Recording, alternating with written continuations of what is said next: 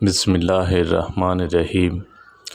حضرت عبداللہ بن عمر رضی اللہ تعالیٰ عنہما سے روایت ہے، رسول اللہ صلی اللہ علیہ وسلم نے فرمایا، مزدور کو اس کا پسینہ خشک ہونے سے پہلے مزدوری دے دو۔ نبی کریم صلی اللہ علیہ وسلم نے فرمایا ہے، مسلمان کا بھائی ہے، نہ اس پر ظلم کرتا ہے، نہ اس کی تحقیر و تذلیل کرتا ہے۔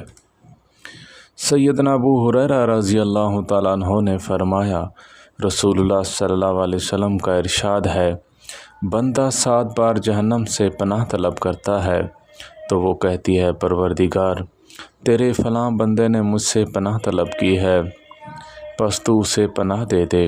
اور جو شخص اللہ تعالیٰ سے 7 مرتبہ جنت کا سوال کرتا ہے تو جنت کہتی ہے، پروردگار، تیرے فلاں بندے نے میرے متعلق سوال کیا، پس تو اسے میرے میں داخل فرما۔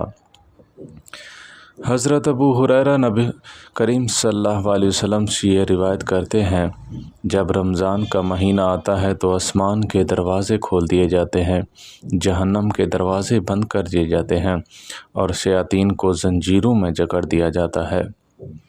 حضرت سہل بن سعد رضی اللہ تعالیٰ عنہ کہتے ہیں کہ نبی کریم صلی اللہ علیہ وسلم نے فرمایا، جنت میں ایک دروازہ ہے جسے ریان کہا جاتا ہے، قیامت کے دن پکارا جائے گا اور کہا جائے گا، روزے دار کہاں ہیں؟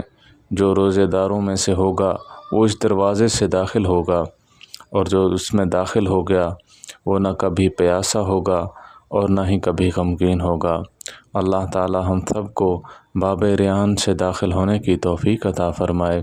وآخر دعوانا ان الحمد للہ رب العالمین۔